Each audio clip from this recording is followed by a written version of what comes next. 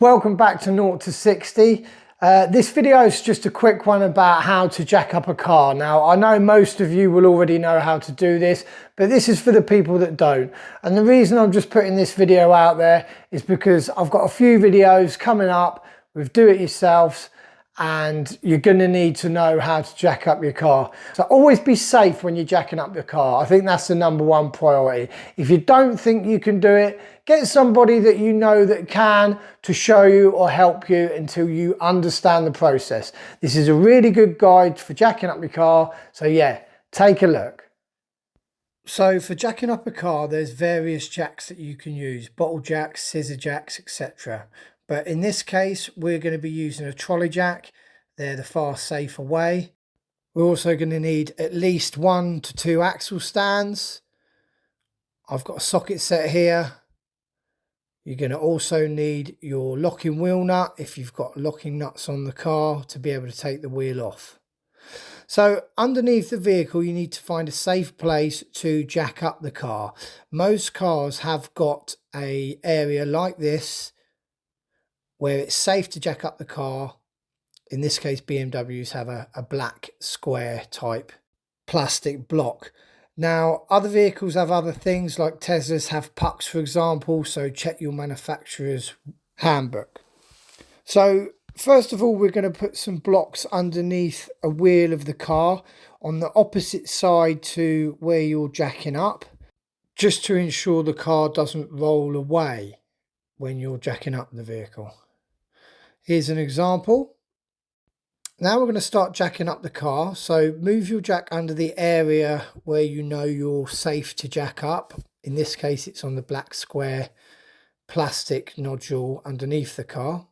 Now, when you start to raise the jack, just be aware that it's quite easy to catch side skirts, etc. with the edge of the jack, and it only takes a little bit to clip on, and that can actually crack your side skirt. So be aware that you want to move that jack and push it right underneath and just past any side skirts that are there.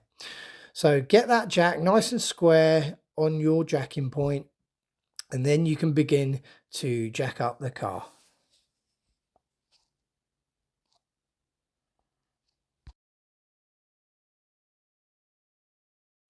So there we have it. The cars are now jacked up, the wheels moving freely. Now, if you want to take the wheel off the vehicle before you jack up the car, so drop it back down or have it on the ground, you need to crack off all your nuts. So you'll need your locking wheel nut, you'll need a socket, a longer one is better so you're not hitting the wheel or the car, and a breaker bar is ideal. So crack off all the nuts with the wheel on the floor, like so. And once you've cracked off all the wheel nuts, then you can again jack up the car, ready to take the wheel off of the vehicle. Once the vehicle's raised to the height that you want it to be, we're next going to make the vehicle safe by putting some axle stands underneath the vehicle. So we're going to have a good look under the car, see if there's an area that we can use to make it safe, and put these axle stands under the vehicle. So some cars are easier than others to see where you can put a axle stand, but on this vehicle it's covered completely underneath with the undercovers. But you need to make sure that you're putting the axle stand on a secure location. Nothing that's in any way flimsy. It needs to go somewhere secure. So looking at the actual vehicle chassis is best. The front chassis here, which is holding on the swinging arms, etc., is a good location. You can see that this is rock solid, so I suggest putting the axle stand here on this vehicle. Again, look at your manufacturer's guidelines in your car's book to give you help with this. But yeah, this is where I'm going to be placing the axle stand. On these axle stands, you simply lift it up and poke through the supporting rod, which stops it going back down. But there are other axle stands that are ratchet motion as well. Now, once you've actually poked through the supporting rod, there'll be a little circlip that just pushes through the end to stop that from going anywhere. Now that we've got a support under the vehicle, we know that it's not going to fall if the jack fails, which is very important. Now the vehicle's been made safe, we can go ahead and remove the wheel. I'm using a impact driver for this to make it quicker. So simply remove the nuts from the tyre, put them somewhere safe. I'm keeping them in the bag underneath. Now that they're removed, you can pull the wheel from the top. Sometimes you have to give it a little bang to loosen it up, and then remove any added bolts that are left in the wheel. And there you go. The car's now jacked up, you've got the wheel off, and you're safe to work on that area of the vehicle. Now, a neat little trick here is when you take the wheel off the vehicle, especially if you're on roadside and you haven't got axle stands, just pop the wheel underneath the vehicle, because then you've got that second fail safe. If the jack does go, drops or fails, it's not going to crush you or your legs or your hands underneath the vehicle, so you've got that second safeguard there.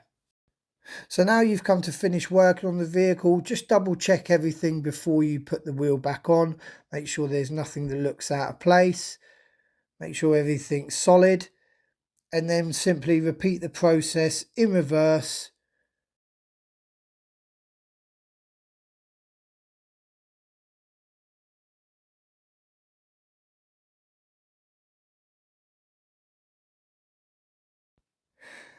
After the wheel's back on, you're going to need to jack the car up slightly to then go ahead and remove the axle stand that's below the vehicle.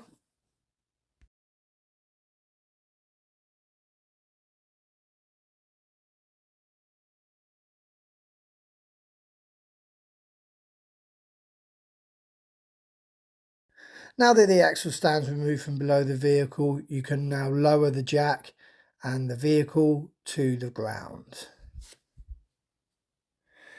Don't forget, last but not least, you need to just tighten those wheel nuts back up.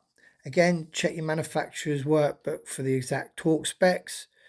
Or if you're on the road, just make sure they're well tightened up, and then double check those nuts 50 miles after you've done the wheel up, just to make sure that none have come undone.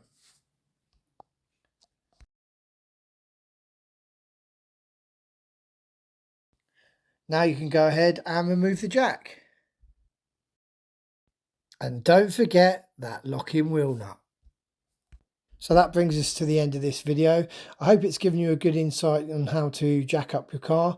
One thing I would say is in regards to the bottle jack and the scissor jack, I wouldn't be using this unless it was absolutely necessary, like an urgent situation at the side of the road. Hope you've enjoyed this video. Hit the subscribe button if you have, give it a like, and check out all the other videos on the channel. See you soon.